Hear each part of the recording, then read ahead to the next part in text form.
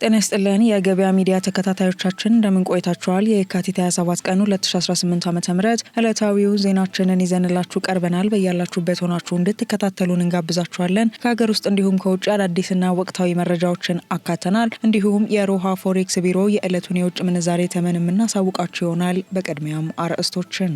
አሜሪካ በኢራን የሚሳኤል ማስወንጨፊያዎች ላይ በ2000 ፓውንድ መሬት ሰርሳሪ ቦምቦች ከባድ ጥቃት ማድረሷን ብታሳውቅም ኢራን ደግሞ በርካታ ሚሳኤሎች ና የሻሄድ ድሮኖች የተከማቹበትን ግዙፍ ከመሬት በታች ያለ ዋሻ የሚያሳይ ተንቀሳቃሽ ምስል ይፋ አድርጋለች። በዚህ ተንቀሳቃሽ ምስልም መጨረሻ የሌላቸው በሚመስሉ ዋሻዎች ውስጥ የተከማቹ የሻሄድ ድሮኖችና በከባድ ተሽከርካሪዎች ላይ የተጫኑ ሚሳኤሎችን አሳይታለች። በዝርዝር እናጋራቸዋለን። ለኢራን መሪነት የተመረጠው የካሜኔ ልጅ በአሜሪካ ዘንድ ተቀባይነት ስለሌለው ቀጣዩን የኢራን መሪ በመምረጥ ረገድ እኔ መሳተፍ አለብኝ ሲሉ የአሜሪካው ፕሬዝዳንት ዶናልድ ትራምፕ ተናገሩ። ይህ ካልሆነ ግን የኢራን አብዮታዊ ዘብና የፖሊስ አባላት ከነመሳሪያዎቻቸው ሞት ይጠብቃቸዋል ሲሉ የመጨረሻ ማስጠንቀቂያ ሰጥተዋል። በዝርዝር የምትሰሙት ይሆናል። ኢራን ዛሬ ማለዳ በእስራኤሏ የንግድ ከተማዋ ቴልአቪቭ እምብርት ላይ የሚገኙ ኢላማዎችን በመምታት መጠነ ሰፊ የሚሳኤልና የድሮን ዶፍ ማውረዷ ተሰምቷል። ጥቃቱም በቴልአቪቭ ሰማይ ላይ በርካታ የሚሳኤል መቃወሚያዎች ሲታዩ የህንፃዎች መቃጠልና የንብረት መውደም አስከትለዋል ተብሏል። የምናጋራችሁ መረጃችን ነው። ዩክሬን ለዓመታት በሩሲያ የሚሰነዘሩባትን የኢራን ሰራሽ ድሮኖች በመመከት ተሞክሮ በመነሳት ለመካከለኛው ምስራቅ ሀገራት የቴክኒክና የባለሙያ ድጋፍ እንድታደርግ ትዕዛዝ መሰጠቱ ተነግሯል። ይህንንም አካተናል። የተከበራችሁ ተከታታዮቻችን እነዚህና ሌሎች መረጃዎችን ይዘናል። በዝርዝር ወደምንመለከታቸው እናልፋለን። በሁለት ዲፕሎማቶች መንደር በአፍሪካ ሲዲሲና በቻድ ኤምባሲ መሃል እንዲሁም በቦሌ ዓለም አቀፍ አየር ማረፊያ የ15 ደቂቃ ያክል ርቀት ላይ በ6 ወር የሚረከቡት ቤት ቢኖሮት ለመኖሪያ ወይስ ለኢንቨስትመንት ይጠቀሙታል? ምርጫው የእርስዎ ነው። እኛ ግን ለፈለጉት አማራጭ በሚጠቀሙበት እጅግ ዘመናዊ መንደር ውስጥ ከባለ 1 እስከ ባለ 4 መኝታ ቅንጡ መኖሪያ ቤቶችን አቅርበንልዎታል። ምን ይሄ ብቻ! በዚህ ግዙፍ መንደር ውስጥ ለተለያዩ አገልግሎት የሚውሉ 100% ይጠናቀቁ ከ26 ከ143 ካሬ የንግድ ሱቆችን ከነገበያው ያገኛሉ። ስለ አከፋፈሉ ሐሳብ አይግቦት። 40% በ3 ዓመት ከፍለው ቀሪውን 60% በባንክ በ20 ዓመት ውስጥ ዘና ብለው የሚከፍሉበት መንገድ ተመቻችቷል። በተጨማሪም ቀድሞ ከመጡ ለጥቂት ቤቶች ብቻ በወጣው የ35% ቅናሽ እስከ 4 ሚሊዮን ብር ቅናሽ ተደርጎለት ይስተናገዳሉ። ታዲያ ምን ይጠብቃሉ? አሁኑኑ ከታች ባለው ስልክ ይደውሉ። አሜሪካ በኢራን የሚሳኤል ማስወንጨፊያዎች ላይ የ2000 ፓውንድ መሬት ሰርሳሪ ቦምቦች መጣሏን አስታወቀች። የአሜሪካ ቢ2 ስውር ቦምብ ጣይ አውሮፕላኖች በኢራን ጥልቅ መሬት ውስጥ ተቀብረው በሚገኙ የባላስቲክ ሚሳኤል ማስወንጨፊያዎች ላይ የ2000 ፓውንድ መሬት ሰርሳሪ ቦምቦችን መጣላቸውን አስታውቀዋል። ኦፕሬሽን ኤፒክ ፉሪ ተብሎ በተሰየመው በዚህ ዘመቻ ባለፉት 3 ቀናት ውስጥ ብቻ በቴህራን ዙሪያና በተለያዩ የሀገሪቱ ክፍሎች በሚገኙ 200 የሚጠጉ ስትራቴጂካዊ ኢላማዎች ላይ ድብደባ መፈጸሙ ተገልጿል። ማዕከላዊ እዙ አክሎ እንደገለጸው ይህ እርምጃ የኢራንን የሚሳኤል መተኮስ አቅም 90%፣ የድሮን ጥቃቶቿን ደግሞ በ85% ዝቅ አድርጎታል ብሏል። ከሚሳኤል ጣቢያዎች በተጨማሪ የኢራን ጠፈር እዝና የባህር ኃይል መሰረተ ልማቶች የጥቃቱ ሰለባ መሆናቸው ታውቋል።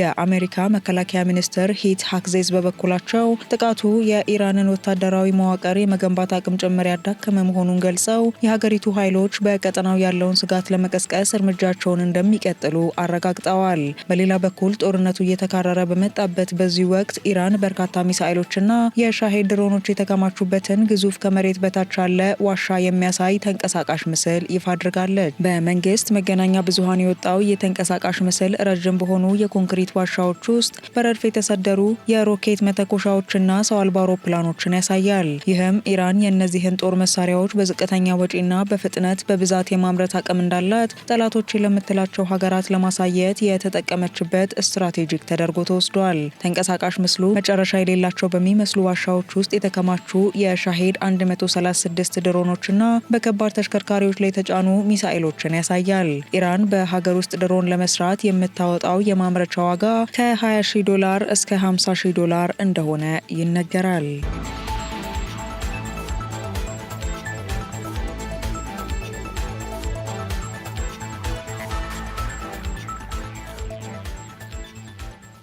ኢራን ዛሬ ማለዳ በንግድ ከተማዋ ቴል አቪቭ እምብርት ላይ የሚገኙ ኢላማዎችን በመምታት መጠነ ሰፊ የሚሳኤልና ድሮን ዶፍ ማውረዷ ተሰማ።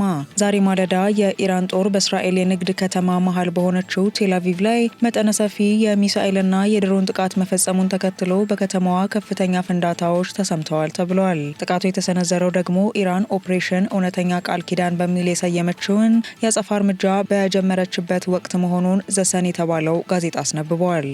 ዘገባው ከሆነ በቴል አቪቭ ሰማይ ላይ በርካታ የሚሳኤል መቃወሚያዎች ሲተኩሱ የታዩ ሲሆን ጥቂት የሚሳኤል ስብርባሪዎች በመኖሪያ ህንፃዎች ላይ ወድቀው የህንፃዎች መቃጠልና የንብረት ውድመት አስከትለዋልም ተብሏል። ጥቃቱን ተከትሎ የእስራኤል አደጋ ጊዜ ሰራተኞች ወደ ስፍራው ተሰማርተው የእሳት ማጥፋት ስራ እያከናወኑ ሲሆን እስካሁን ግን በሰው ህይወት ላይ ደረሰ አዲስ ጉዳት በዝርዝር አልታወቀም።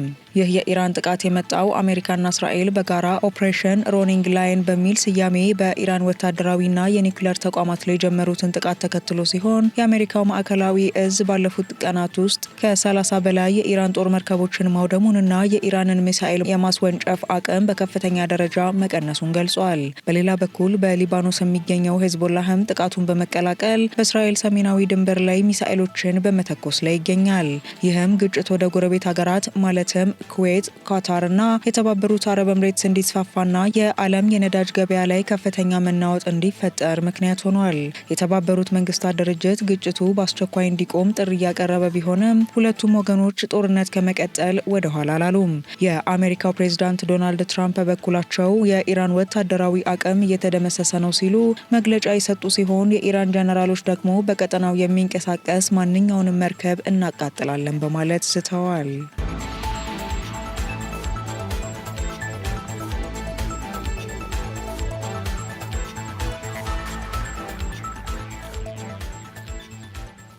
በተያያዘ ዜና ኢራን የተኩስ አቁም ድርድር እንደማትፈልግና ለአሜሪካ የምድር ወረራም ዝግጁ መሆኗን አስታወቀች። ኢራን ከአሜሪካም ሆነ ከእስራኤል ጋር የተኩስ አቁም ስምምነት የማድረግ ፍላጎት እንደሌላትና ከአሜሪካ ጋር ለመደራደር ምንም አይነት ምክንያት እንደማይታያቸው የኢራን የውጭ ጉዳይ ሚኒስትር ሰይድ አባስ አራክቺ ገልጸዋል። ሚኒስትሩ ኢራን ከዚህ ቀደም ከአሜሪካ ጋር 2 ጊዜ ድርድር ብታደርግም በሁለቱም አጋጣሚዎች በድርድር መካከል ጥቃት እንደተሰነዘረባት አስታውሰው ተኩስ አቁም ጠየቅንም በድርድር መሃል ጥቃት ከሚሰነዝር ወገን ጋር የምንነጋገርበት ምክንያት የለም ሲሉ አቋማቸውን ግልጽ አድርገዋል። ከኤንቢሲ ኒውስ ጋር ቃለ ምልልስ ያደረጉት ሚኒስትሩ አሜሪካ በኢራን ላይ የምድር ወረራ ልታካሄድ ትችላለች በሚል ለቀረበላቸው ጥያቄ እየጠበቅናቸው ነው፣ በድፍረት መጋፈጥ እንደምንችል እርግጠኞች ነን፣ ይህ ለነሱ ትልቅ ጥፋት ይሆናል ሲሉ መልሰዋል። የኢራን የታጠቁ ኃይሎች ለማንኛውም አይነት ጥቃትና ወረራ ሙሉ ዝግጁነት እንዳላቸውም አክለዋል። በሌላ በኩል የኢራን አብዮታዊ ዘብ የባህር ኃይል በኦማን ባህረ ሰላጤ ላይ በነበረው የአሜሪካው ዩኤስኤስ አብርሃም ሊንከን የጦር አውሮፕላን ተሸካሚ መርከብ ላይ የድሮን ጥቃት መፈጸሙን አስታውቋል። የኢራን መገናኛ ብዙሃን እንደዘገቡት መርከቧ ጥቃቱ ካረፈባት በኋላ ከነአጃቢዎቿ አካባቢውን ለቃ ከ1000 ኪሎ ሜትር በላይ ርቃ ለመሸሽ መገደዷ ተዘግቧል።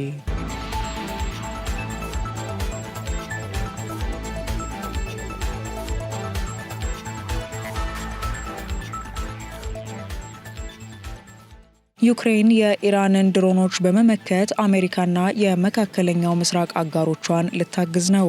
ዩክሬን ለዓመታት በሩሲያ የሚሰነዘሩባትን የኢራን ሰራሽ ድሮኖች በመመከት ረገድ ካካበተችው ከፍተኛ ተሞክሮ በመነሳት ለአሜሪካና ለመካከለኛው ምስራቅ ሀገራት የቴክኒክና ባለሙያ ድጋፍ እንድታደርግ ትዕዛዝ መሰጠቱን የዩክሬኑ ፕሬዝዳንት ቮሎዲሚር ዜሌንስኪ አስታውቀዋል። ፕሬዝዳንቱ አሜሪካ በመካከለኛው ምስራቅ እየተባባሰ የመጣውን የድሮን ጥቃት ለመከላከል የዩክሬን ድጋፍ እንዲደረግላት መጠየቋን አንስተው ጥያቄውን በመቀበል ዘመናዊ መሳሪያዎችና ከፍተኛ ባለሙያዎች ወደ ቀጠናው እንዲላኩ ትዕዛዝ ሰጥተዋል። ዩክሬን ይህን ድጋፍ የምታደርገው አጋሮቿ ለሩሲያ ዩክሬን ጦርነት ለሚሰጡት ዲፕሎማሲያዊ ድጋፍ ምላሽ እንዲሆን ነው ያሉት ፕሬዝዳንቱ እኛን የሚረዱንንና የሕዝባችንን ሕይወት የሚታደጉልንን አጋሮቻችንን ሁልጊዜም ለመርዳት ዝግጁ ነን ሲሉ በማህበራዊ ገጻቸው አስፍረዋል። ፕሬዝዳንቱ አክለውም በጉዳዩ ዙሪያ ከተባበሩት አረብ ኤምሬትስ፣ ኳታር፣ ባህሬን፣ ጆርዳንና ኩዌት መሪዎች ጋር መወያየታቸውንም ጠቁመዋል። ሩሲያ ባለፉት 4 ዓመታት ውስጥ በ10 ሺዎች የሚቆጠሩ የኢራን ሻሄድ ድሮኖችን በኪየቭ ላይ ያዘነበች በመሆኑና ይህም ዩክሬን እነዚህን ድሮኖች የመከላከል ረጅም ልምድ እንዲኖራት ያደረገ መሆኑ ይህን ድጋፍ እንድትሰጥ ለመመረጧም ምክንያት ሆኗል። ዩክሬን በአሁኑ ወቅት የዓለምን አየር መከላከያ ስሌት የቀየረና በአነስተኛ ወጪ ውድ የሆኑ ድሮኖችን መጥቶ የሚጥል ቴክኖሎጂ ፈጥራለች። ኢራን ለአሜሪካና ለእስራኤል ጥቃት ምላሽ ለመስጠት በዩክሬን ምድር ላይ የታዩትን አይነት አጥፊ ድሮኖች በመካከለኛው ምስራቅ ሀገራት ላይ የተኮሰች በመሆኑ የዩክሬን ድጋፍ ለቀጠናው ደህንነት ወሳኝ ሚና ይኖረዋል ተብሎም ታምኖበታል።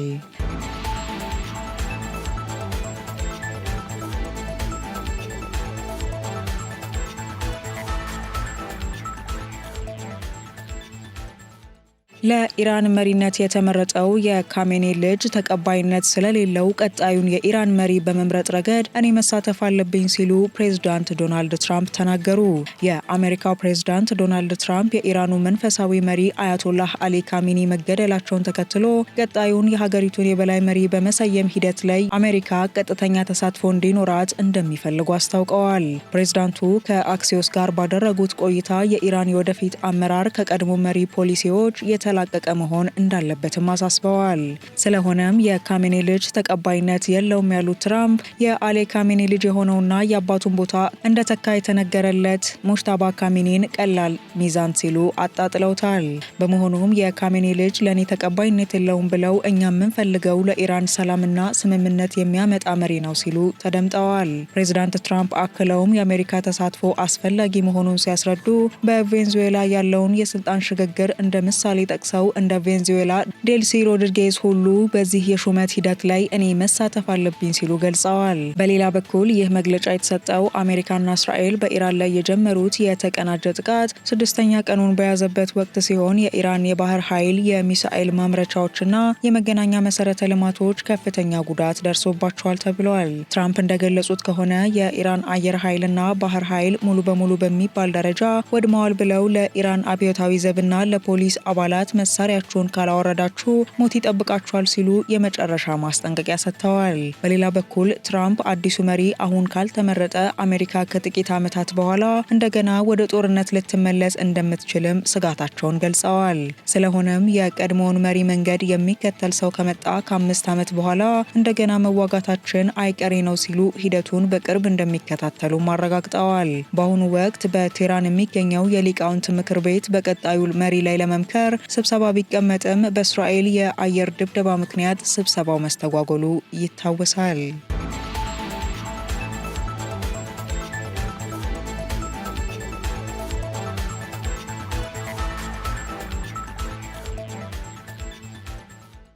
እስራኤል የኢራንን 80 በመቶ የአየር መከላከያ ስርዓት ማውደሟን አስታወቀች። ኦፕሬሽን ሮሪንግ ሎን በሚል መጠሪያ በኢራን ላይ የሚካሄደው ጥቃት የመጀመሪያ ምዕራፍ መጠናቀቁንና በዘመቻው የኢራን 80 በመቶ የአየር መከላከያ ስርዓት መውደሙን የእስራኤል ጦር ኢታማዦር ሹም ሌተናል ጀነራል ኢያል ዛሚር ገልጸዋል። ጀነራል ዛሚር በትላንትናው ዕለት በሰጡት መግለጫ እንዳስታወቁት እስራኤል ካከናወነችው የአየር ጥቃት በተጨማሪ ከ60 በመቶ በላይ የሚሆኑት የኢራን የባላስቲክ ሚሳኤል ማስወንጨፊያዎች ሙሉ በሙሉ እንዲወድሙ ተደርገዋል። በተጨማሪም ይህ እርምጃ የእስራኤል አየር ኃይል በኢራን ሰማይ ላይ ፍጹም የበላይነት እንዲኖረው አስችሎታልም ተብሏል። በ24 ሰዓታት ውስጥ አብራሪዎቻችንን ወደ ቴህራን የሚወስደውን መንገድ ጠርገዋል ያሉት ኤታማዦር ሹሙ 80 በመቶ የሚሆነውን የአየር መከላከያ ስርዓት በማውደማችን አሁን ላይ በኢራን ሰማይ ላይ ሙሉ ቁጥጥር አግኝተናል ሲሉም ተናግረዋል። ጀነራሉ አክለውም እስራኤል እስካሁን ባደረገችው ዘመቻ ከ2500 በላይ የአየር ላይ በረራዎችን አድርጋለች ያሉ ሲሆን ከ6000 በላይ የተለያዩ ጥይቶችንና ቦምቦችን በኢራን ወታደራዊ ይዞታዎች ላይ ማሳረፏንም ገልጸዋል።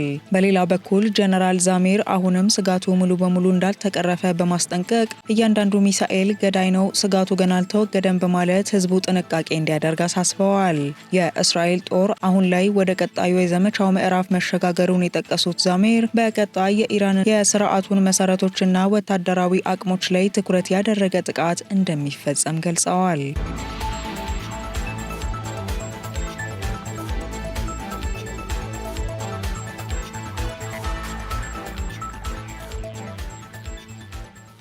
የተከበራችሁ ተከታታዮቻችን ቀደም ሲል የዕለቱ ዜና ዘገባዎቻችንን አስደመጥናችሁ። አሁን ደግሞ የሮሃ ፎሬክስ ቢሮ የዕለቱን የውጭ ምንዛሬ ተመን የምናሳውቃችሁ ይሆናል። አንድ የአሜሪካን ዶላር በ177 ብር ከ11 ሳንቲም ሲገዛ በ180 ብር ከ65 ሳንቲም እየተሸጠ ይገኛል። ፓውንድ በ231 ብር ከ15 ሳንቲም ሲገዛ በ235 ብር ከ77 ሳንቲም እየተሸጠ ይገኛል። ዩሮ በ201 ብር ከ15 ሳንቲም ሲገዛ በ205 ብር ከ17 ሳንቲም እየተሸጠ ይገኛል። ስዊስ ፍራንክ በ223 ብር ከ10 ሳንቲም ሲገዛ በ227 ብር ከ56 ሳንቲም እየተሸጠ ይገኛል። ድርሃም በ47 ብር ከ70 ሳንቲም ሲገዛ በ48 ብር ከ65 ሳንቲም እየተሸጠ ይገኛል። የሳውዲ አረቢያው ሪያል በ46 ብር ከ60 ሳንቲም ሲገዛ በ47 ብር ከ53 ሳንቲም እየተሸጠ ይገኛል። የቻይናው ዩሃን በ23 ብር ከ70 ሳንቲም ሲገዛ በ24 ብር ከ17 ሳንቲም እየተሸጠ ይገኛል።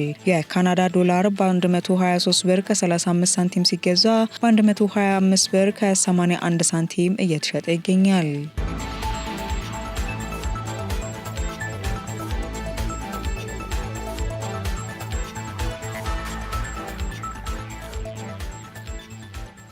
የተወደዳችሁ ተከታታዮቻችን የየካቲት 27 ቀን 2018 ዓ.ም የዕለቱ ዜናዎቻችንን እየተከታተላችሁ አብራችሁን ቆይታ ስላደረጋችሁ እናመሰግናለን። ገበያ ሚዲያን በመወዳጀት ቀሪ መረጃዎቻችንንም እንድትከታተሉ ጋበዝናችሁ። ሰናይ ጊዜ ሆነላችሁ።